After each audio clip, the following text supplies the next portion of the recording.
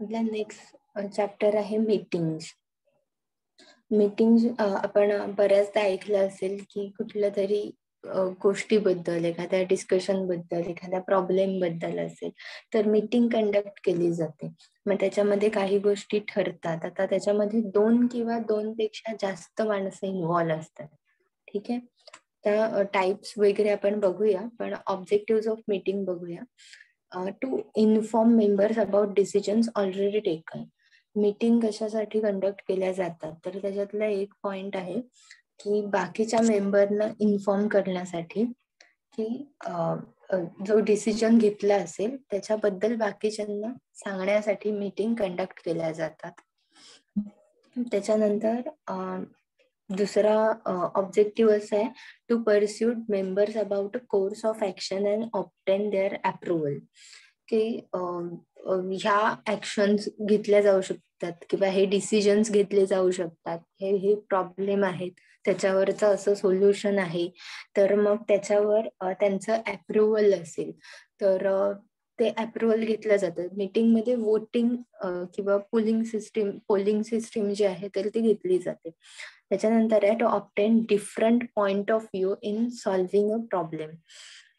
त्याच्यामध्ये different point of view, जसं एखादा प्रॉब्लेम जो आहे तर तो मीटिंग मध्ये मांडला जातो, त्याच्यावर सोल्युशन जर असेल तर ते प्रत्येकाला विचारलं जातं की प्रत्येकाचा पॉइंट ऑफ व्ह्यू काय आहे, प्रत्येकाकडे सोल्युशन काय आहे आणि त्याच्या मधलं जे बेस्ट सोल्युशन आहे तर ते सिलेक्ट केलं जातं.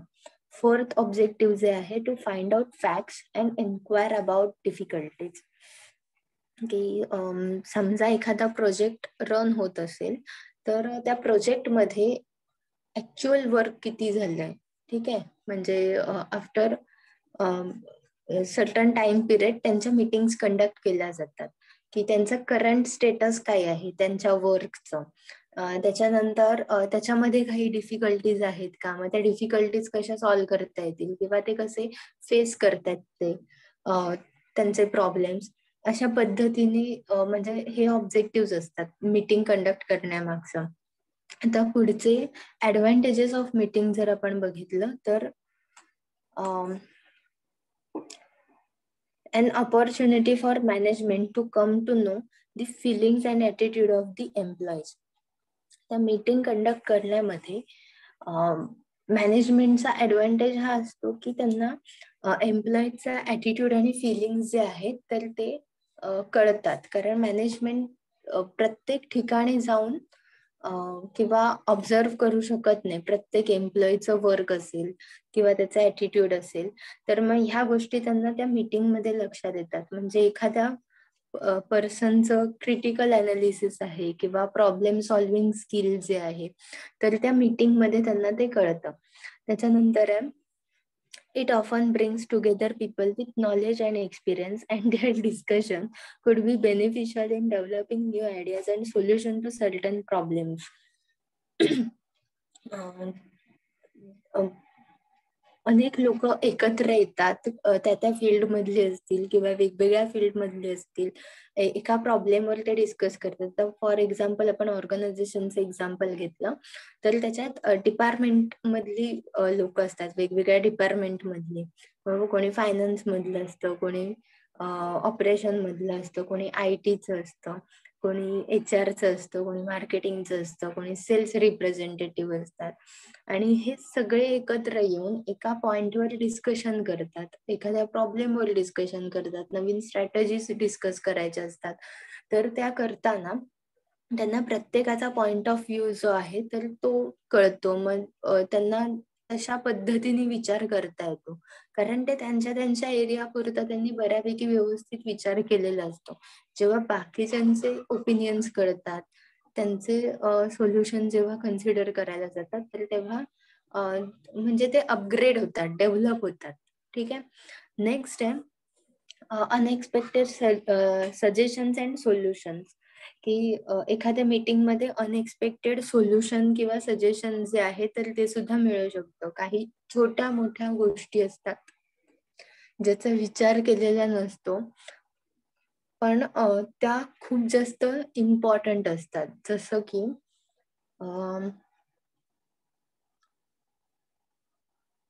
वर्कर्सना पाणी प्रोव्हाइड करणं ही गोष्ट बरोबर आहे, पण तेच गार पाणी, ठीक आहे, म्हणजे कुलिंग वॉटर, ही पण ह्युमॅनिटीला कन्सिडर करूनच आहे ना, ही गोष्ट अगदी छोटीशी आहे.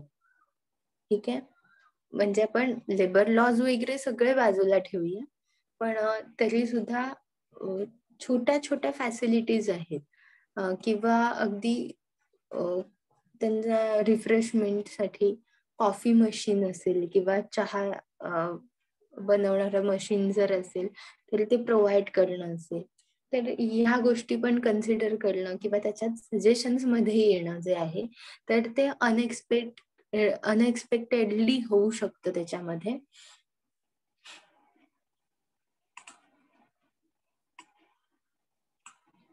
नेक्स्ट आहे डिसएडव्हान्टेजेस ऑफ मीटिंग. त्याच्यामध्ये पहिला पॉइंट आहे, if a meeting is not properly plan and carefully conducted it will not give the desire result.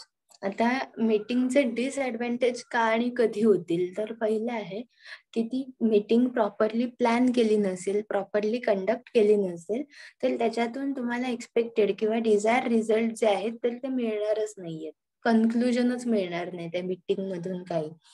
त्याच्यानंतर दुसरं आहे, if the chairperson is weak or undesirable, the meeting cannot arrive at any fruitful decision. जर चेअरपर्सनच weak असेल, अनडिझायरेबल असेल, तर meeting वर कोणाचा होल्डच राहणार नाही आणि त्याच्यामुळे जे कन्क्लुजन आहे किंवा रिझल्ट आहे तर तो सुद्धा मिळणार नाही. म्हणजे 2 पॉइंट आपण ह्याच्यामध्ये बघितले की एकतर मीटिंग व्यवस्थित प्लॅन केली नसेल तर प्रॉब्लेम होऊ शकतो, आणि दुसरं चेअरपर्सन वीक असेल तर प्रॉब्लेम होऊ शकतो, की ज्याच्यामुळे तुम्हाला रिझल्ट किंवा आउटपुट आहे मीटिंगचं तर ते काहीच मिळणार नाही.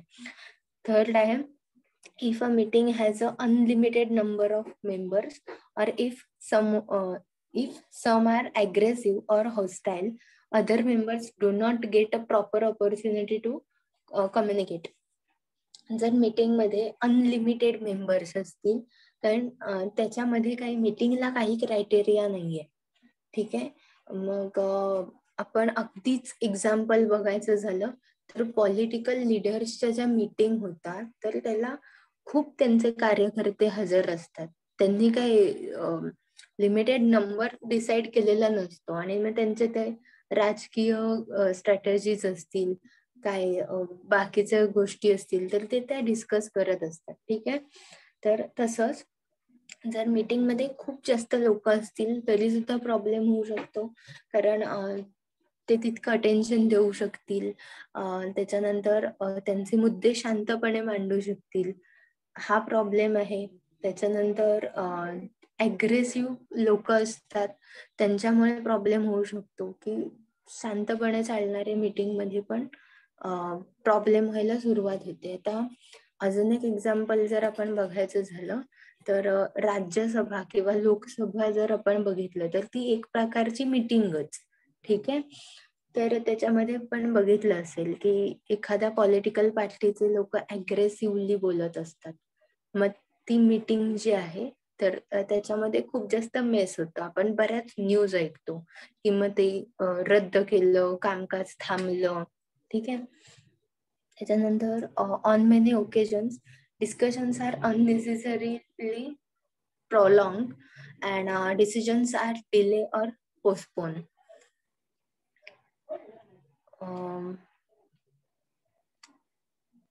मीटिंग मध्ये काही डिस्कशन जे आहेत तर ते अननेसेसरीली खूप जास्त डिस्कस केले गेले, म्हणजे मेन पॉइंटवर डिस्कस करण्याऐवजी बाकीच्या पॉइंटवर जास्त भर दिला गेला तर तुम्हाला एक्सपेक्टेड रिझल्ट मिळणार नाहीये. त्याच्यानंतर मीटिंगचा टायमिंग जर ठरवलंय की मीटिंगचा टायमिंग 10 वाजता सकाळी बोलवलं असेल, त्याच्यात खूप जास्त वेळ गेला, ऍक्च्युअल मीटिंग 11 वाजता सुरू झाली, तरी सुद्धा मीटिंगचे जे मेंबर आहेत तर त्यांना प्रॉब्लेम होणार आहे की त्यांनी इतका वेळ वेट केलाय, मीटिंगला डिले झालाय. मीटिंग जास्त वेळ चालली म्हणजे 1 तासासाठी बोलवलंय आणि 3 तास झाले तरी मीटिंग संपली नाहीये, तरी सुद्धा मेंबर्स जे आहेत तर ते डिस्ट्रॅक्ट होणार आहेत, त्यांचं मीटिंग मध्ये ते लक्ष असणार नाहीये. त्याच्यामुळे एक्सपेक्टेड रिझल्ट, तुम्ही जे काही डिस्कस करताय, बोलताय, त्याच्यातून आउटपुट काहीच मिळणार नाही. त्याच्यानंतर आहे प्लॅनिंग दी मीटिंग. त्याच्यामधले पॉइंट्स आहेत. पहिला आहे deciding on purpose. Planning meeting मध्ये की तुमचा पर्पज काय आहे मीटिंग घ्यायचा, हा पहिला डिसाइड केला गेला पाहिजे. आपण जसे ऑब्जेक्टिव्ह बघित होते की काही मीटिंग्स फक्त इन्फॉर्म करण्यासाठी असतात की जे डिसिजन घेतलेत. काही मीटिंग प्रॉब्लेम सांगितले जातात आणि त्याच्यावर सोल्युशन काय आहे ते विचारलं जातं, किंवा प्रॉब्लेम फाइंड आउट करण्यासाठी पण घेतल्या जातात. त्यामुळे पर्पज काय आहे मीटिंगचा हा पहिला डिसाइड केला पाहिजे. त्याच्यानंतर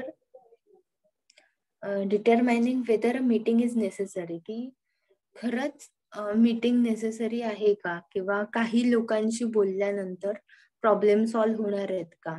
मग डायरेक्ट मीटिंग घेण्यापेक्षा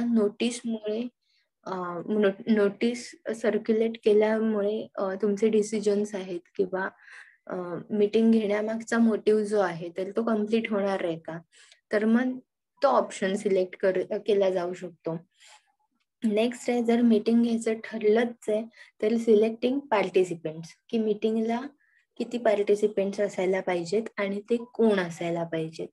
तर जर टॉप लेवल मॅनेजमेंट सोबत मीटिंग असेल तर हायर लेवल मॅनेजरियल पोझिशनची लोक असणार आहेत. एक्झिक्युटिव्ह लेवलची लोक त्या मीटिंगला असतील का, तर नाही.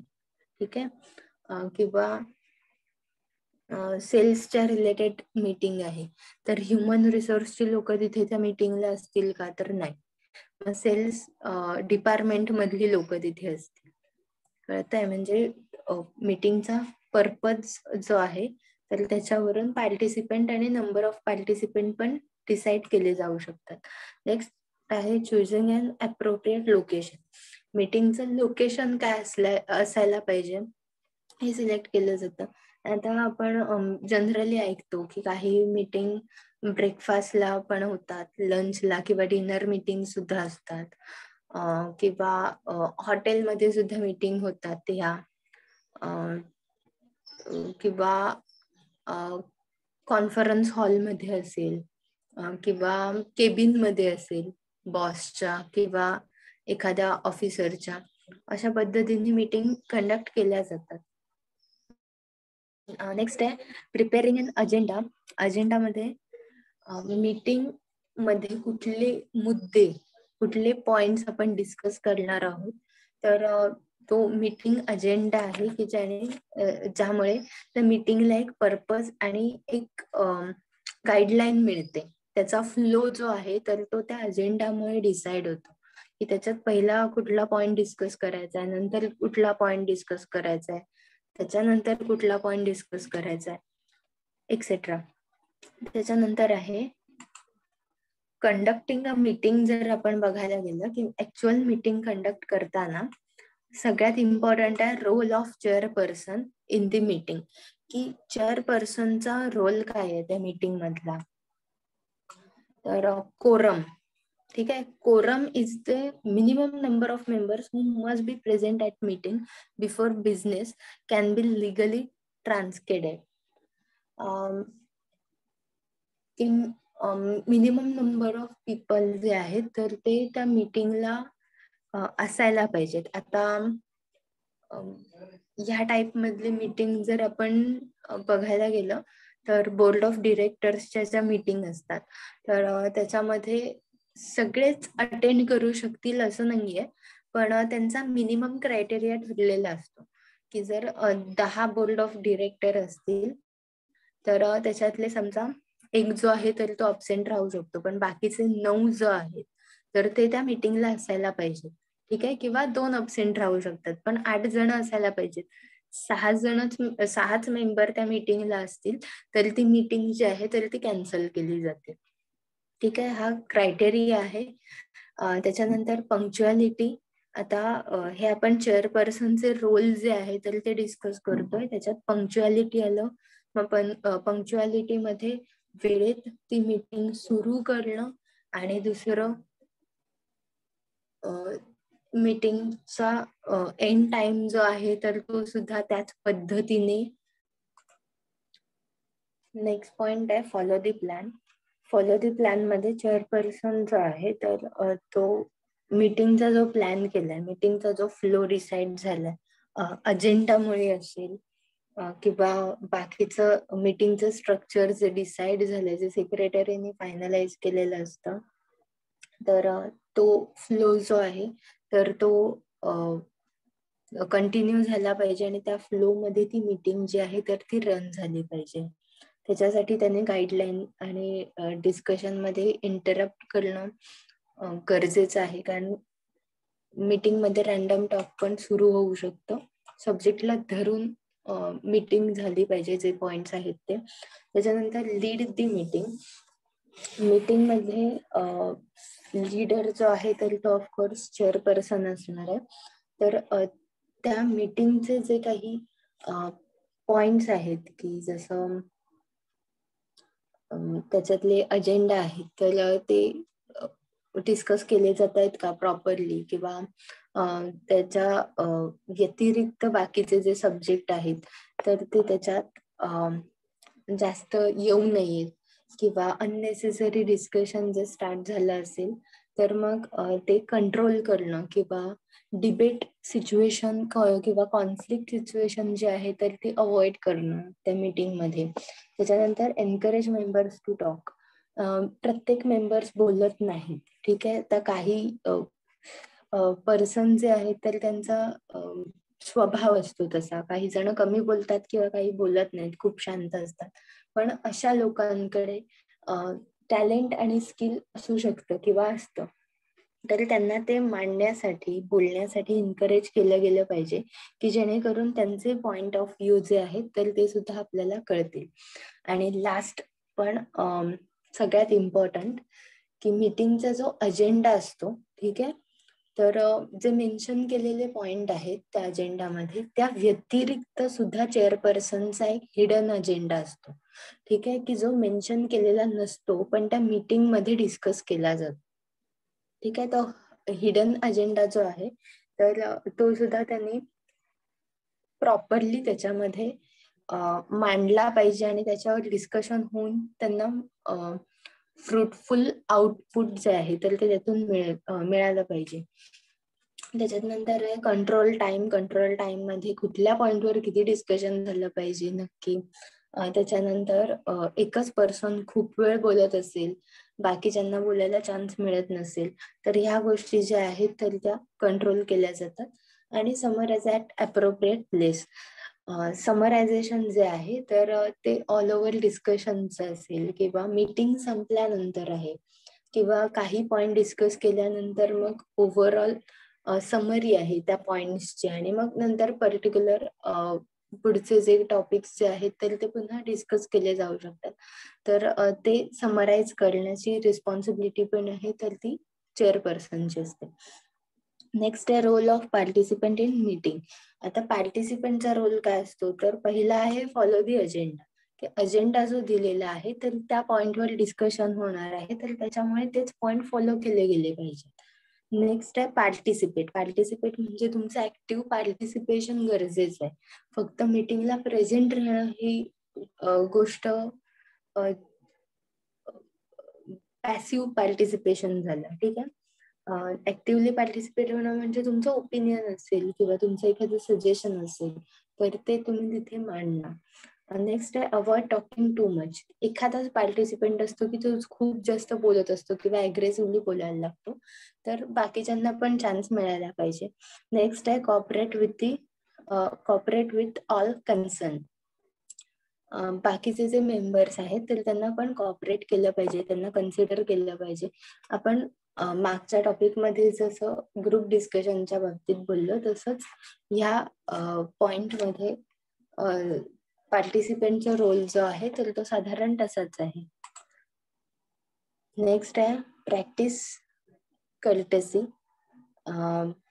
कितीही कॉन्फ्लिक्ट सिच्युएशन आली किंवा अपोजिट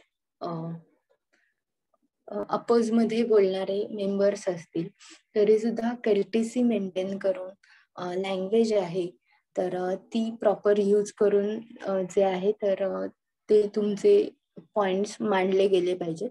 त्याच्यानंतर following up the meeting, minutes and reports have to be written. Minutes म्हणजे मीटिंग मध्ये अजेंडा जो आहे तर त्याच फ्लो मध्ये मिनिट्स मेंटेन केले जातात. तर प्रत्येक अजेंडावर जे डिस्कशन झालंय त्याचं जे कन्क्लुजन झालंय ते मिनिट्स म्हणून आपण कन्सिडर करतो आणि त्याचा ओव्हरऑल रिपोर्ट की त्या मीटिंग मधून काय आउटपुट मिळालं तर ते मेंटेन करणं खूप इम्पॉर्टंट आहे. नेक्स्ट आहे short memorandum or email as a follow up to what was decided. की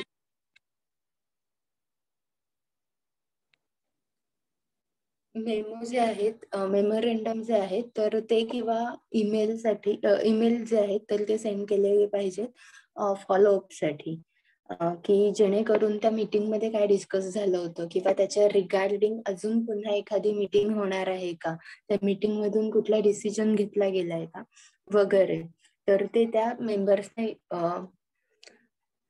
इन्फॉर्म केलं गेलं पाहिजे. त्याच्यानंतर आहे a formal summary is made if in meeting is very controversial ideas were discussed. Formal summary जी आहे तर ती बनवली गेली पाहिजे कारण कॉन्ट्रोवर्शियल आयडियाज किंवा डिस्कशन जर त्या मीटिंग मध्ये झाले असेल तर ते खूप जास्त गरजेचं आहे. नेक्स्ट आहे how do group dynamics affect the quality of meeting. पहिला आहे पर्सनॅलिटी. मीटिंगची क्वालिटी अफेक्ट कशी होते ग्रुप डायनामिक्समुळे किंवा इंडिव्हिज्युअल्समुळे, तर पहिली आहे पर्सनॅलिटी. प्रत्येक इंडिव्हिज्युअलची पर्सनॅलिटी वेगवेगळी आहे. काही पर्सन जे आहेत तर ते टॉकेटिव्ह असतात, काही पर्सन शांत असतात, काही अग्रेसिव्ह असतात, तर किंवा इंट्रोवर्ट आणि एक्स्ट्रोवर्ट आपण कन्सिडर करू शकतो. तर त्याच्यामुळे त्या गोष्टी ज्या आहेत तर त्या अफेक्ट करू शकतात मीटिंगवर. त्याच्यानंतर आहे रोल अझम्पशन्स.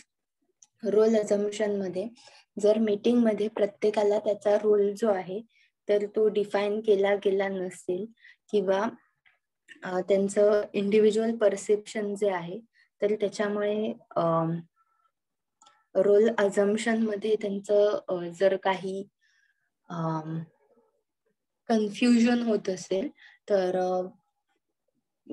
मीटिंग मध्ये प्रॉब्लेम येऊ शकतो. लाईक एखादा मेंबर जो आहे त्याला त्याचं डिसिजन जो आहे तर तो खूप जास्त इम्पॉर्टंट वाटत असेल त्या मीटिंग मध्ये आणि तोच कन्सिडर केला जाईल हा त्याचा जर रोल वाटत असेल त्याला किंवा त्याची लिडरशिप जी आहे तर ती इथे इम्पॉर्टंट आहे असं त्याचा ऍझम्पशन असेल तर, आणि असे 2 किंवा 3 पर्सन जर मीटिंग मध्ये अवेलेबल असतील तर मग तिथे कॉन्फ्लिक्ट सिच्युएशन जी आहे तर ती येऊ शकते. त्याच्यामुळे रोल्स मीटिंग मध्ये डिफाईन करणं खूप जास्त इम्पॉर्टंट आहे. त्याच्यानंतर कोलिजन्स म्हणजे त्यांचा टुगेदरनेस, तर त्यांनी एकमेकांना समजून घेतलं पाहिजे. मीटिंग मध्ये जेव्हा मेंबर डिस्कस करतात तर त्यांचे पॉइंट ऑफ व्ह्यू जे आहेत तर बाकीच्यांना पण ते पटले पाहिजेत, समजले पाहिजेत आणि त्यांनी ते ऍक्सेप्ट पण केले पाहिजेत की ज्या पॉइंट ऑफ व्ह्यूने त्यांनी तो पॉइंट मांडलाय किंवा त्याच्यावर सोल्युशन दिलंय, ठीक आहे, तर ते ओपनली ऍक्सेप्ट केलं गेलं पाहिजे. त्याच्यानंतर आहे लिडरशिप. लिडरशिप जी आहे तर ती ग्रुपमध्ये खूप जास्त इम्पॉर्टंट आहे कारण जर लिडरशिप नसेल तर ग्रुपमध्ये डिसिजन मेकर कोण असणार त्याच्यावरून कॉन्फ्लिक्ट होतं आणि कुठलाही डिसिजन जो आहे किंवा ऍक्शन जी आहे तर ती डिफाईन होऊ शकत नाही. नेक्स्ट आहे managing group dynamics in meeting.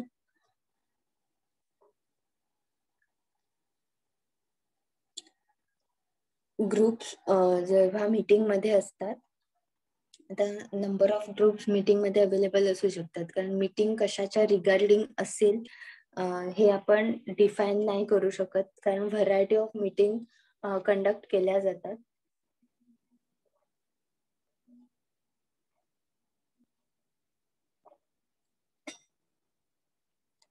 पहिला आहे इक्वलायझिंग पार्टिसिपेशन.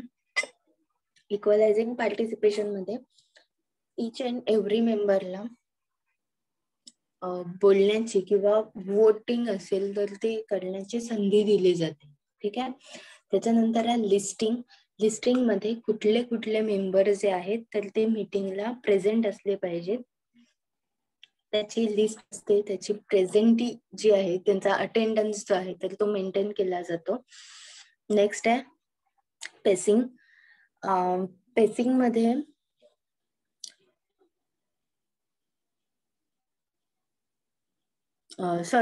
स्टॅकिंग हा पॉइंट आहे. आधी स्टॅकिंग मध्ये एकाच वेळी 2 किंवा 2 पेक्षा जास्त लोक बोलायला सुरुवात करतात. ठीक आहे. तर मग मीटिंगच्या सुरुवातीलाच, म्हणजे जसं आपण क्लासमध्ये करतो की ज्याला बोलायचंय तर त्यांनी हँड रेज करायचा आणि मग त्याचा पॉइंट जो आहे तर तो किंवा डाऊट जो आहे तर तो विचारायचा. ठीक आहे. तसंच मीटिंग मध्ये सुद्धा केलं जातं. त्याच्यानंतर आहे pacing. The pace or flow of meeting is the responsibility of the facilitator. Meeting मध्ये मीटिंगचं ऍटमॉस्फिअर जे आहे तर कॉन्ट्रोवर्शियल टॉपिक्स पण डिस्कस केले जाऊ शकतात. काही डिसिजन्स जे आहेत तर ते अनफेवरेबल असू शकतात, त्याच्यामुळे मेंबर्स जे आहेत तर ते स्ट्रेस आउट होऊ शकतात. तर ह्या सगळ्या गोष्टी ज्या आहेत तर त्या मीटिंग मध्ये मेंटेन करणं इम्पॉर्टंट आहे. ठीक आहे. त्याच्यानंतर चेकिंग दी प्रोसेस. मीटिंगची जी प्रोसेस, जो फ्लो डिफाईन केलाय तर त्या फ्लोने मीटिंग चालू आहे ना, तर त्याचा एक ओव्हरलुक घेत राहणं. त्याच्यानंतर सायलेन्स. सायलेन्स एखादा टॉपिक डिस्कस करताना त्याचा सिरियसनेस लक्षात घेता किंवा एखादा डिसिजन ऐकल्यानंतर मीटिंग मध्ये एक सायलेन्स सिच्युएशन येते की कोणीच काहीच बोलत नाही. ठीक आहे. तर तो सायलेन्स ब्रेक करण्यासाठी सुद्धा इनिशिएटिव्ह घ्यावे लागतात, ती सिच्युएशन नीट हाताळावी लागते. त्याच्यानंतर आहे टेकिंग अ ब्रेक. त्याच्यामध्ये खूप वेळ जर मीटिंग सुरू असेल, खूप जास्त डिस्कशन सुरू असेल किंवा कॉन्फ्लिक्ट व्हायला सुरुवात झाली आहे असं लक्षात आल्यानंतर ब्रेक घेणं गरजेचं असेल तर ब्रेक नक्की घ्यावा, की जेणेकरून त्याच्यामध्ये त्यांना तो वेळ मिळेल आणि पुन्हा सिच्युएशन जी आहे किंवा रेस्ट पिरियड जो आहे तर तो त्यांना मिळेल त्या ब्रेक मध्ये. त्याच्यानंतर आहे call for conscious. The facilitator or any member recognized to speak by the facilitator can call for a test for conscious. To do this, a facilitator asks if there are any unresolved concerns which remain unaddressed. कुठलाही point जर miss झाला असेल meeting मधला तर facilitator जो आहे तर तो पॉइंट जो आहे किंवा तो टॉपिक जो आहे तर तो लक्षात आणून देऊ शकतो, की जेणेकरून आपल्याला तो डिस्कस करता येतो. त्याच्यानंतर लास्ट आहे समरायझिंग. समरायझिंग मध्ये आपण मीटिंग मध्ये काय काय डिस्कस केलं, त्याचं काय काय आउटकम मिळालं तर ते समरायझिंग आहे. आणि रिफॉर्म्युलेटिंग दी प्रपोजल. एखादा प्रपोजल जर डिस्कस करत असू तर त्याच्या फ्लो मध्ये किंवा त्याच्या प्लॅन मध्ये जर काही चेंज झाले असेल त्याच्या रिगार्डिंग आपण मीटिंग कंडक्ट केल्यानंतर तर ते रिफॉर्म झालेल्या प्रपोजल जे आहेत तर ते आता काय असणार आहे तर हे पुन्हा रीड केलं जातं. त्याच्यानंतर आहे stepping out of the role. प्रत्येकाचा रोल जो आहे तर त्याच्यातून त्यांना बाहेर येणं गरजेचं आहे आफ्टर मीटिंग, कारण त्या मीटिंग पुरतेच त्यांचे रोल जे आहेत तर ते डिफाईन केलेले असतात. त्याच्यानंतर ते सगळे पुन्हा इक्वल लेवलला त्यांच्या त्यांच्या पोझिशन मध्ये फिट असतात. त्याच्यानंतर आहे पासिंग दी क्लिपबोर्ड. पासिंग दी क्लिपबोर्ड मध्ये इन्फॉर्मेशन जी आहे तर ती कलेक्ट केली जाते. मग ते रिगार्डिंग मीटिंगचे पॉइंट्स असतील किंवा सर्क्युलेट करण्यासाठीचे काही पॉइंट्स असतील, जसं की एखादं प्रपोजल असेल तर मीटिंगमध्ये प्रत्येक मेंबरला त्या प्रपोजलची कॉपी दिली जाते. ठीक आहे, की जेणेकरून त्यांना ते व्यवस्थित रीड करता येईल आणि त्याच्यावर डिस्कस करता येईल, त्यांना त्यांचं ओपिनियन देता येईल. त्याच्यानंतर आहे पोलिंग मेथड म्हणजे वोट करणं. ठीक आहे, एखादा डिसिजन घ्यायचा असेल तर 10 मेंबर जर तिथे प्रेझेंट असतील तर ऍटलिस्ट 6 मेंबरनी त्या डिसिजनच्या फेवर मध्ये वोट केलं तर तो डिसिजन त्या फेवर मध्ये जाईल किंवा अनफेवर मध्ये जाईल. ठीक आहे, डिपेंड्स. त्याच्यानंतर आहे सेन्सरिंग. सेन्सरिंग मध्ये एखादा इंडिव्हिज्युअल जो आहे तर त्यांनी अननेसेसरीली इंटरप्ट केलं, मीटिंग स्पॉइल करायचा प्रयत्न केला किंवा अब्युझिव्ह लँग्वेज असेल किंवा बॅड वर्ड्स जे आहेत तर ते मीटिंग मध्ये यूज केले, डिग्निटी मीटिंगची जी आहे तर ती मेंटेन केली नसेल तर फॅसिलिटेटर जो आहे तर तो त्या पर्सनला वॉर्न करू शकतो. त्याच्यानंतर आहे expulsion. If an individual still acts very disruptively, the facilitator may confront the behavior, ask the person to explain the reasons for this behavior, how it is in the best interest of the group, how it relates to the group's purpose, and how it is in keeping with goals and principles. एखाद्या पर्सनला त्याच्या behaviour बद्दल question विचारले जाऊ शकतात किंवा त्यांनी ज्या actions घेतल्यात,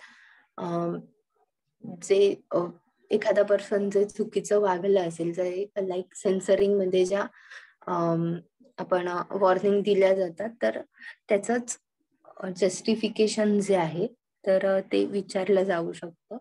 दॅट इज एक्सपल्जन. नेक्स्ट आहे notice of the meeting. Notice of the meeting म्हणजे मीटिंगची नोटीस जी आहे तर ती आपण सर्क्युलेट होते. आपल्याला माहिती की एखादी मीटिंग कंडक्ट करायची झाले तर काही दिवस आधी त्याची नोटीस जी आहे तर ती सर्क्युलेट होते. तर त्याच्यातले पॉइंट्स काय काय असतात त्याच्यात तर it should be issue by a competent authority like the secretary. Notice जी आहे तर ती कॉम्पिटंट पर्सन म्हणजे सेक्रेटरी कडून साइन करून किंवा अथॉराइज नोटीस जी आहे तर ती आली पाहिजे. त्याच्यानंतर must be send to all the members, की प्रत्येक मेंबरला ती नोटीस मिळाली पाहिजे. थर्ड पॉइंट आहे की त्याच्यामध्ये प्लेस आणि टाइम जो आहे तर तो मेन्शन केला पाहिजे. त्याच्यानंतर कंटेंट्स ऑफ नोटीस मध्ये जर आपण बघायला गेलं तर त्याच्यात आहे दी टाईप ऑफ मीटिंग, की कुठली मीटिंग आहे, मग अॅन्युअल गॅदरिंग आहे, जनरल बॉडी मीटिंग आहे, statutory or extra ordinary meeting आहे किंवा मॅनेजिंग कमिटीची मीटिंग आहे. जी टाईप ऑफ मीटिंग आहे तर तो त्याच्यात मेन्शन केला पाहिजे पहिला. त्याच्यानंतर डेट, टाइम आणि प्लेस ती मेन्शन केली गेली पाहिजे. त्याच्यानंतर the business to be transacted at the meeting, brief agenda की जेणेकरून मेंबर्सना आयडिया येईल की मीटिंग कशाच्या बद्दल आहे. त्याच्यानंतर specific resolutions if receive by the secretary from members, की स्पेसिफिक काही इन्स्ट्रक्शन्स असतील, लाईक मीटिंग मध्ये डिस्कस करण्यासाठी काही रिपोर्ट हवे असतील तर मग त्या डिपार्टमेंटला ती नोटीस पाठवणं की ह्या मीटिंग मध्ये हे असा डेटा जो आहे तर तो प्रेझेंट करा किंवा अशी इन्फॉर्मेशन जी आहे तर ती लागणार आहे. त्याच्यानंतर आहे other announcement and explanatory statements. बाकीच्या काही अनाउन्समेंट असतील तर त्या त्याच्यामध्ये मेन्शन केलेल्या असतात. आता स्पेसिमेन नोटीस जे आहे तर ते त्याचे एक्झाम्पल इथे दिले. ते बघू शकता तुम्ही. त्याच्यानंतर आहे preparation of the agenda. Agenda म्हणजे काय? List of item to be discuss at the meeting. The first item in agenda is usually reading and approving minutes of the last meeting.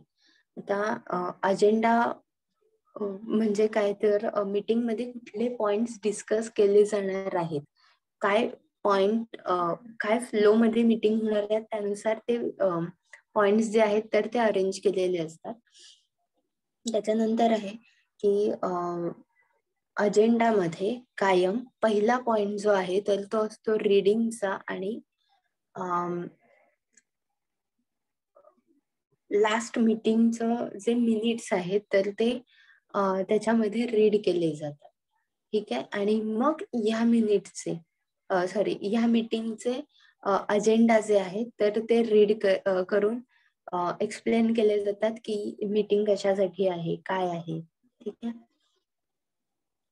आपण इथे अजेंडाचं एक्झाम्पल घेऊ शकतो. आता इथे reading notice of the meeting, reading minutes of the last meeting आणि मग पुढे त्या मीटिंग मध्ये काय काय डिस्कस केलं जाणार आहे त्याचा फ्लो जो आहे तर तो मेन्शन केलाय.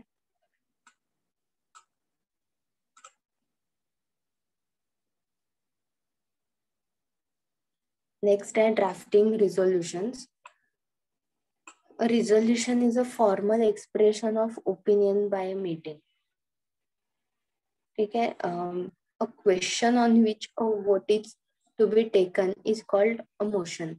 आता रिझोल्युशन ऑफ दी ओपिनियन जे आहे मीटिंग मधलं तर त्याचं फॉर्मल एक्सप्रेशन किंवा त्याचं फॉर्मल ड्राफ्टिंग जे आहे तर ते केलं जातं. तर त्याचे काही ऑब्जेक्टिव्ह किंवा एक्झाम्पल्स जे आहेत तर ते इथे आपण बघू शकतो की it was resolved on a motion by Shri Mehta, seconded by Shri Said, that Shri Pai is appointed joint treasurer of association for the year of 2012-13. ठीक आहे. म्हणजे अशा पद्धतीने त्या मीटिंग मधून जे आउटकम मिळतं तर त्याचे रिझोल्युशन्स किंवा आपण ड्राफ्टिंग जे आहे तर ते केलं जातं. इथे नंबर ऑफ एक्झाम्पल्स आहेत.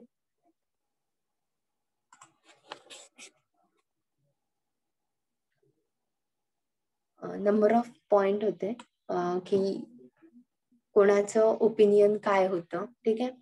त्याच्यानंतर एक्झाम्पल्स ऑफ रिझोल्युशन बघायला गेलं तर अपॉइंटिंग ऑफिस बेअररचं आहे. Resolve that mister so and so be and he hereby appointed auditor for the year 2012-13. मगाशी जे रिझोल्युशन म्हणजे कुठला पर्सन कुणाला काय बोलला किंवा त्याच्याबद्दल डिसिजन घेतला. ठीक आहे. त्या डिसिजन मध्ये कोण कोण होतं हे जे ड्राफ्ट केलं जातं दॅट इज रिझोल्युशन. ह्याचे काही एक्झाम्पल्स आहेत की त्याचं फायनल आउटपुट काय मिळतं. तर मिस्टर मेहता आपण कन्सिडर करूया की त्याला ऑडिटर म्हणून अपॉइंट केलं जात आहे. इथे नंबर ऑफ एक्झाम्पल्स आहेत. आपण ते फक्त अपॉइंटिंग ऑफिस बेअरर म्हणून बघितलं होतं. ऍक्सेप्टिंग रिपोर्ट किंवा अकाउंट साठीच वेगळं एक्झाम्पल आहे. त्याच्यानंतर ऑपरेटिंग बँक अकाउंट साठीच एक रिझोल्युशन लेटर जे आहे तर ते वेगळं बनणार आहे. नेक्स्ट आहे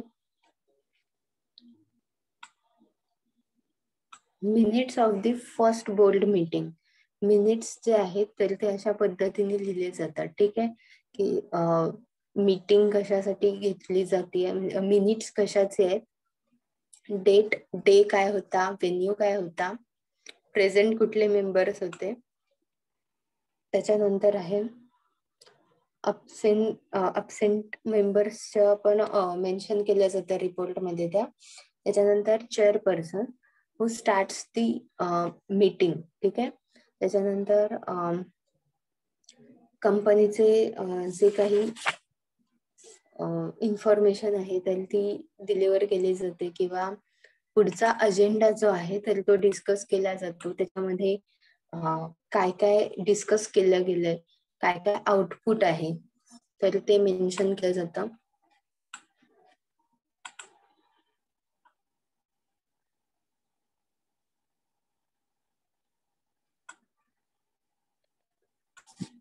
हे एकदा वाचून घ्या. इथे टॉपिक संपलाय आपला. नेक्स्ट टॉपिक नाही, इथे एक्झाम्पल्स आहेत. ठीक आहे. Minutes of routine board meeting. Minutes of routine board meeting च इथे दिलंय की इथे इन्व्हिटेशन XY आणि Z यांना दिलं होतं. ठीक आहे. हे बोर्ड ऑफ डिरेक्टर्स आहेत आणि त्यांच्या मीटिंग मध्ये काय काय डिस्कस झाले, त्याचे मिनिट्स, त्याचा फ्लो कसा असायला पाहिजे, तर तो याच्यामध्ये दिलाय. अपॉइंटमेंट्स कोणाच्या झाल्या असतील तर ते मेन्शन केलं इथे. रेजिग्नेशन जर दिलं असेल डिरेक्टरने तर त्याच्याबद्दल डिस्कशन किंवा अप्रुव्हल असेल. रेजिग्नेशन ऍक्सेप्टन्स असेल तर ते आहे, किंवा टर्मिनेशन असेल.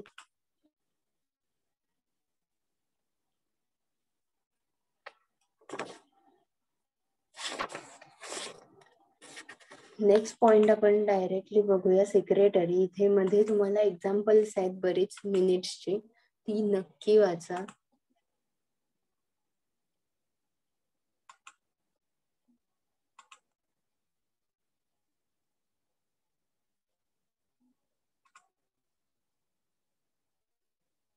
Okay. The word secretary has been originated from the Latin word secretarius, which means a person entrusted with a secret or a keeper of secrets. की जो सिक्रेट्स तुमचे मेंटेन करतो, त्याच्याकडे सुरक्षित ठेवतो, असा त्या शब्दाचा अर्थ आहे. लॅटिन वर्ड आहे. सेक्रेटरी हा शब्द तुम्ही नक्की ऐकलाय. ठीक आहे. आता टाइप्स ऑफ सेक्रेटरी बघूया, म्हणजे तुम्हाला लक्षात येईल. Private secretary. Secretary as a employee म्हणून अपॉइंट केले जातात एम्प्लॉयर कडून, की जेणेकरून त्याची जी पर्सनल कामं आहेत किंवा त्याचं जे रुटीन वर्क जे आहे तर ते प्रायव्हेट सेक्रेटरी जे आहे तर ते स्केड्यूल करेल. ते त्या फ्लो मध्ये होतंय की नाही तर ते मेंटेन करेल. नेक्स्ट आहे secretary for an association. Secretary of an association cultural किंवा स्पोर्ट्स क्लब जे असतात तर त्याचे जे सेक्रेटरी असतात, म्हणजे त्याची जी बॉडी असते, ठीक आहे, तर त्याचे सेक्रेटरी असतात. तर ते या ऍक्टिव्हिटीज जे आहेत किंवा ऍडमिनिस्ट्रेशन जे आहे ते मेंटेन करतात. नेक्स्ट आहे सेक्रेटरी ऑफ एम्बेसी. एम्बेसी म्हटल्यानंतर लक्षात येत असेल की आपण फॉरेन कंट्रीज मध्ये असेल किंवा आपल्याला जर आपल्या देशामध्ये काही कॉन्टॅक्ट करायचा असेल, तुम्ही कुठे प्रॉब्लेम मध्ये असाल तर तुम्हाला आपल्या देशाकडून त्यांचे जे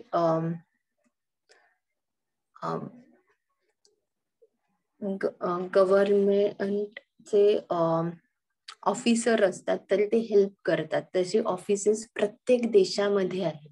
ठीक आहे. तर एम्बेसी हा वर्ड माहिती आहे तुम्हाला. इंडियन एम्बेसी असेल किंवा अमेरिकन एम्बेसी. आता प्रत्येक देशामध्ये एम्बेसी असतात, कारण त्या त्या नॅशनॅलिटीच्या लोकांना हेल्प करण्यासाठी ते तिथे असतात. ठीक आहे. तर तिथे पण सेक्रेटरी असतात की जे तुमचं ऍडमिनिस्ट्रेटिव्ह वर्क आहे, डॉक्युमेंटेशन आहे, तर त्याच्यामध्ये हेल्प करतात. त्याच्यानंतर आहे secretary of cooperative societies. Cooperative societies ज्या आहेत तर त्या मॅनेजिंग कमिटी जे आहे तर त्याच्यामध्ये पण सेक्रेटरी असतात की जे पूर्ण डॉक्युमेंटेशनचं काम करतात. कॉपरेटिव्ह सोसायटी म्हणजे आपल्या कॉपरेटिव्ह बँक्स तुम्ही ऐकले असेल किंवा काही कॉपरेटिव्ह बिझनेस फॉर्म्स सुद्धा असतात. तर त्याची जी बॉडी असते तर तिथे सेक्रेटरी असणं गरजेचं असतं. जसं एखादा चेअरपर्सन असतो बॉडीवर, प्रत्येक बॉडीवर, तसं सेक्रेटरी जो आहे तर तो इम्पॉर्टंट असतो. कारण सगळे लिगल वर्क जे आहे, ऍडमिनिस्ट्रेटिव्ह वर्क जे आहे तर ते सगळं सेक्रेटरी कम्प्लीट करत असतं. तसंच नेक्स्ट आहे secretary of local body. Local body असेल किंवा डिस्ट्रिक्ट बॉडी असेल, म्युन्सिपल कॉर्पोरेशन असेल तर तिथे पण सेक्रेटरीची पोस्ट असते. नेक्स्ट आहे सेक्रेटरी ऑफ गव्हर्नमेंट डिपार्टमेंट. तर गव्हर्नमेंट डिपार्टमेंट मधले सेक्रेटरी बघायला गेलं तर मिनिस्ट्री जे आहे किंवा त्यांचे डिपार्टमेंट जे आहेत तर त्या प्रत्येक डिपार्टमेंटमध्ये, प्रत्येक मिनिस्ट्रीमध्ये सेक्रेटरी असतो. ठीक आहे.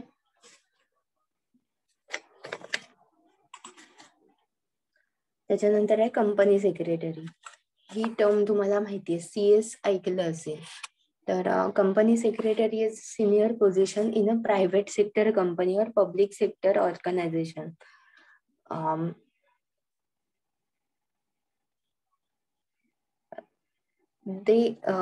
The company secretary ensures that the organization complies with relevant legislation and regulation and keeps board members informed of their legal responsibilities. Legal work जे आहे, लीगल डॉक्युमेंटेशन जे आहे तर तो एन्श्योर करतो की ऑर्गनायझेशनने कम्प्लीट केलंय का किंवा त्याच्या मेंबर्सने ते कम्प्लीट केलंय का. फंक्शन्स ऑफ प्रायव्हेट सेक्रेटरी जर बघायला गेलं आपण तर पहिलं आहे routine office work. Office work जे आहे तर त्याचा रुटीन फ्लो जो आहे तर ते हे मेंटेन करतात की दिवसभरात कोणाशी मीटिंग होणार आहे, किती मीटिंग्स होणार आहे, कुठल्या पर्सनला अपॉइंटमेंट द्यायची असेल तर ह्या सगळ्या गोष्टी ज्या आहेत तर सेक्रेटरी बघत असतात. ते रुटीन सेट करत असतात. त्याच्यानंतर आहे maintain public relations. Maintain public relation कारण सेक्रेटरीचा कॉन्टॅक्ट होत असतो त्या पब्लिकशी अपार्ट फ्रॉम दॅट पर्सन. तर विजिटर्स असतील, गेस्ट असतील तर ही सगळी लोक जी आहेत तर त्यांच्याशी डायरेक्ट कॉन्टॅक्ट आल्यामुळे त्यांच्याशी प्रॉपर रिलेशन जे आहे तर ते सेक्रेटरीला मेंटेन करावं लागतं. त्याच्यानंतर रिलेटेड टू मीटिंग. मीटिंग जे आहे तर हाफ ऑफ एम्प्लॉयर सेक्रेटरीला कधी कधी त्या मीटिंग सुद्धा अटेंड कराव्या लागतात. त्याच्यानंतर मेंटेन अकाउंट्स. एम्प्लॉयरचे इन्कम अँड एक्सपेंडिचर अकाउंट जे आहेत तर ते सुद्धा मेंटेन करावे लागतात. त्याच्यानंतर does writing work. Writing work जे आहे किंवा लेटर ड्राफ्ट करायचं असेल, रिपोर्ट लिहायचा असेल तर हे वर्क सुद्धा सेक्रेटरीच करतो. नेक्स्ट आहे arrange the daily work and tour schedule. Daily work आपण बघितलं, रुटीन ऑफिस वर्क जे आहे ते. त्याच्यानंतर डेली वर्क म्हणजे पर्सनल डेली वर्क इंडिव्हिज्युअलचं. आणि टूर शेड्यूल्स जे असतील की ऑफिस मीटिंगसाठी कुठे बाहेर जायचं असेल तर त्याचे अरेंजमेंट्स असतील की कुठल्या हॉटेलमध्ये तो पर्सन उतरणार आहे. त्याच्यानंतर त्याचे फ्लाईट बुकिंग आहे तर ह्या सगळ्या गोष्टी सुद्धा मॅनेज कराव्या लागतात. त्याच्यानंतर अकंपनी द एम्प्लॉयर की प्रायव्हेट सेक्रेटरी जे आहेत तर ऑफिशियल टूर्सच्या वेळेला ते एम्प्लॉयर सोबत ती मीटिंग एम्प्लॉयर सोबत ट्रॅव्हल करतात, त्या मीटिंगसाठी जातात. त्याच्यानंतर आहे फंक्शन्स ऑफ कंपनी सेक्रेटरी. तर त्याच्यामध्ये कंपनी सेक्रेटरी काय काय करतो तर ensure compliance of the provision of companies law. Company law जे आहे तर त्याच्या प्रोव्हिजन्स फुलफिल केल्या जात आहेत का ते एक बघतो. त्याच्यानंतर company is conducted in accordance with its objects or content in its memorandum of association, कंपनीचं रजिस्ट्रेशन जे आहे तर ते व्यवस्थित झालंय का, किंवा त्याचं लायसन्सिंग असेल, त्याचं डॉक्युमेंटेशन आहे तर ते चेक केलं जातं.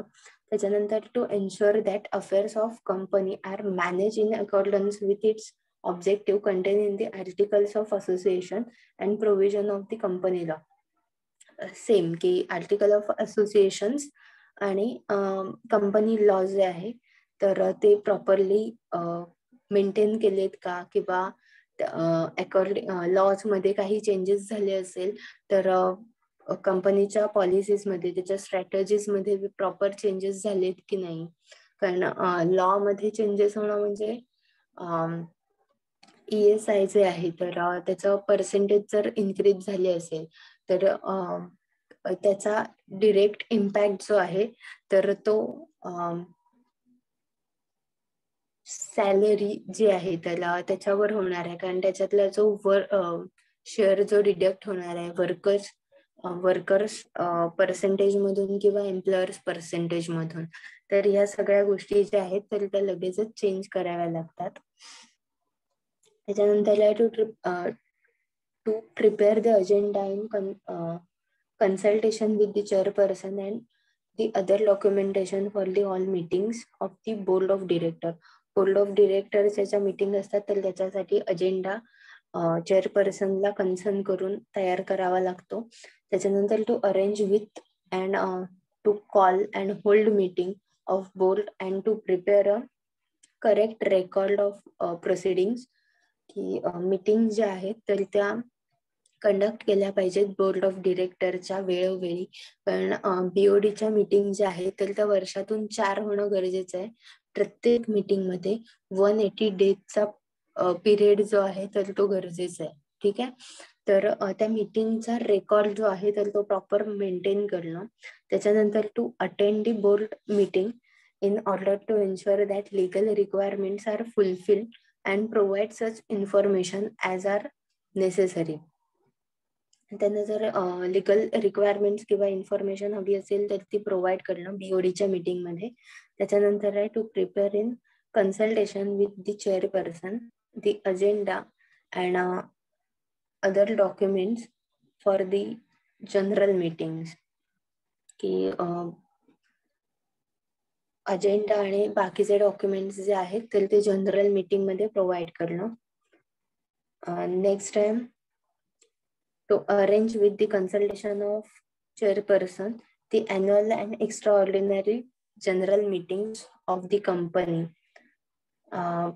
चेअरपर्सन ऑर्डर केलं असेल किंवा त्यांच्या कन्सर्ननी जनरल मीटिंग्स जे आहेत तर ते अरेंज करणं आणि अटेंड करणं. त्याच्यानंतर to carry out all matters concern with allotment of share and issues of share certificates including maintenance of statutory share register and conducting the appropriate activities connected with share transfers. Share जे document असतील किंवा share certificates जे आहेत तर त्याच्या related statutory compliance आहे किंवा appropriate activities ज्या आहेत तर त्या वेळोवेळी करणं. नेक्स्ट आहे to prepare, approve, sign and seal agreements, leases, legal forms and other official documents on the company's behalf when authorized by the board of directors or the executive responsible. Approval असतील, contracts असतील, agreement, lease असतील, legal formalities असतील तर त्या कंपनीच्या तर्फे जे आहेत तर त्या कम्प्लीट करायच्यात. त्याच्यानंतर आहे to advise in cognizance with the companies solicitors, the chief executive और other executive in respect of legal matters as required. Legal matters मध्ये जर गरज असेल तर त्याच्यामध्ये हेल्प करायची आहे. त्याच्यानंतर to engage legal advisor and defend the right of company in courts of law. Legal adviser म्हणून वर्क करायचंय आणि कोर्टमध्ये जर एखादी केस झाली असेल, प्रॉब्लेम असेल, तर तिथे CS जो आहे तर त्याला ती केस लढावी लागते किंवा तिथे उभं राहावं लागतं, आन्सरेबल असावं लागतं. त्याच्यानंतर to have the custody of the seal of the company, की कंपनीचा जो सील आहे ऑफिशियल, तर तो त्याच्या कस्टडीमध्ये असतो. त्याच्यानंतर लिगल ऑब्लिगेशन्स ऑफ सेक्रेटरी जर बघितलं तर filing the various documents, provision of the company law, त्याच्यानंतर proper maintenance of books and registered of company, to see whether legal requirements of the allotment, issues and transfer of share certificates, mortgage and charges have been complied with. Company law जो आहे तर तो follow केला जातोय की नाही, मग त्याच्यामध्ये डॉक्युमेंटेशन असेल, बुक्स ऑफ अकाउंट असतील किंवा फायलिंग डॉक्युमेंट्स असतील तर ते मेंटेन करणं. त्याच्यानंतर नेक्स्ट पॉइंट जो बघितला की कंपनीचे ट्रान्सफर शेअर सर्टिफिकेट्स असतील किंवा मॉर्गेजेस असतील किंवा चार्जेस असतील, तर ह्या सगळ्या गोष्टी ज्या आहेत तर त्या वेळच्या वेळी कम्प्लीट केल्या जातात की नाही, कारण कंपनीवर पण लोन असतं, ठीक आहे, कारण फायनान्शियल इन्स्टिट्यूशन्स म्हणा किंवा बँक मधून त्यांनी लोन घेतलेलं असतं, बिझनेस लोन, तर मग त्याचे इन्स्टॉलमेंट वेळच्या वेळी जात आहेत की नाही, ठीक आहे. त्याच्यानंतर आहे to arrange the meetings of director on their advice. Meeting arrange करणं हे आपण मगाशी बघितलं, पण ते लिगल ऑब्लिगेशन पण आहे म्हणून त्याच्यात पुन्हा आलंय लिगल ऑब्लिगेशन मधला पॉइंट. ते सेक्रेटरी फंक्शन मध्ये पण बघितलंय आपण. नेक्स्ट आहे to issue notice and agenda of board of meetings to every director of the company. BOD ची मीटिंग झाल्यानंतर आणि मीटिंग होण्याआधी नोटीस आणि अजेंडा जो आहे तर तो प्रत्येक BOD ला पोहोचला पाहिजे. त्याच्यानंतर आहे to carry on correspondence with the director of the company on various matters. BOD ला कंपनीच्या वेगवेगळ्या मॅटर्स जे आहेत त्याच्यामध्ये लिगल रिप्रेझेंटेटिव्ह किंवा लिगल ऍडवायझर म्हणून हेल्प करायची. त्याच्यानंतर to recording minutes of the proceedings of meeting of directors. BOD ची मीटिंग जी होते त्याच्यामधले मिनिट्स जे आहेत तर ते रेकॉर्ड करायचे. To implement the policies formulated by the directors. Policies ज्या आहेत तर त्या इम्प्लिमेंट करायच्या की ज्या डिरेक्टर्सने सांगितल्या आहेत. त्याच्यानंतर to deal with the correspondence between the company and the stake holders. Company आणि शेअर होल्डर मधला मिडल पर्सन म्हणून वर्क करावं लागतं. त्याच्यानंतर to keep the record of the proceeding of the general meeting. BODच्या मीटिंगचे जसे रेकॉर्ड्स मेंटेन करावे लागतात तसे जनरल मीटिंगचे पण मेंटेन करायला लागतात. नेक्स्ट आहे to make arrangement of the payment of dividend within prescribe period as provided under the provision of the company's law. Dividend payment जे आहे तर त्याची प्रॉपर अरेंजमेंट आणि ते वेळच्या वेळी केले पाहिजेत, ठीक आहे, पेड झाले पाहिजेत. त्याच्यानंतर to maintain the following statutory books. First आहे the register of transfer of share. तर शेअर ट्रान्सफरचं जे काही डॉक्युमेंटेशन आहे तर ते मेंटेन केलं गेलं पाहिजे. त्याच्यानंतर आहे the register of buyback share by company. कंपनीने बायबॅक केलेले शेअर्सचे डॉक्युमेंट्स. त्याच्यानंतर the register of mortgage and charges etcetera. Mortgage जे आहे तर त्याचे सुद्धा डॉक्युमेंटेशन असेल, त्याचं वेळच्या वेळी जर पेमेंट असेल तर त्याचा सुद्धा जे काही रिसिप्ट असतील तर त्या मेंटेन करणं. त्याच्यानंतर आहे the register of members and index there of. Register of debenture holders, register of director or other officers, register of contracts, register of directors and shareholdings and debentures, register of local members, directors and officers in case of foreign company. Next आहे minute books, proxy register, register of beneficial ownership, register of deposits, register of directors shareholding, register of contracts, arrangement and appointments in which director etc are interested. डिरेक्टरच्या related जेवढी काही कामं आहेत तर ती complete करणं. मग डिरेक्टरने केलेले अपॉइंटमेंट, त्याच्या रिलेटेड कॉन्ट्रॅक्ट आणि अग्रीमेंट असतील ते, किंवा कंपनीचे जे डिरेक्टली शेअर्सच्या रिलेटेड डॉक्युमेंट आहेत किंवा लिगल ऑब्लिगेशन्स आहेत, तर ती सगळी कामं जी आहेत तर ती CS ला करावी लागतात. आणि बाकीच्या ड्युटीज जर बघायला गेलं तर ensuring the statutory forms are filled properly. Statutory compliance हा खूप इम्पॉर्टंट पार्ट आहे ह्युमन रिसोर्सचा सुद्धा. तर तो एन्श्युअर करणं, कारण ते अंडर लॉ येतं. त्याच्यानंतर providing members and editors with notice of the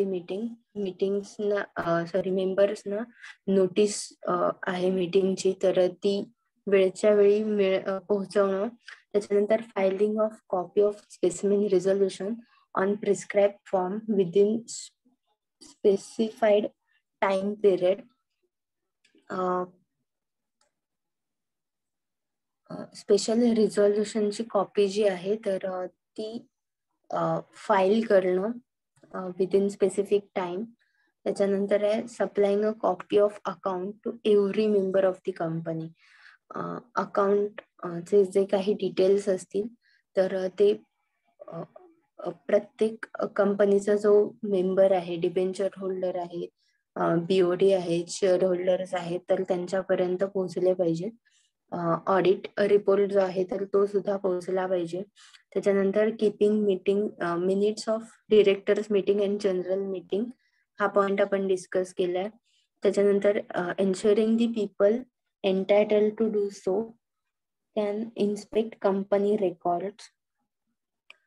त्याला अजून एक राईट असतो आणि ती त्याची ड्युटी पण असते की कंपनीत मधला कुठलाही रेकॉर्ड जो आहे तर CS जो आहे तर तो व्हेरीफाय करू शकतो, इन्स्पेक्ट करू शकतो. त्याच्यानंतर custody and use of common seal, त्याची कस्टडी कंपनीचा सील जो आहे तर त्याची कस्टडी सेक्रेटरीकडे असते, तर तो यूज पण करू शकतो आणि त्याची कस्टडी त्याच्याकडे असते. आपला मीटिंग हा चॅप्टर संपला इथे.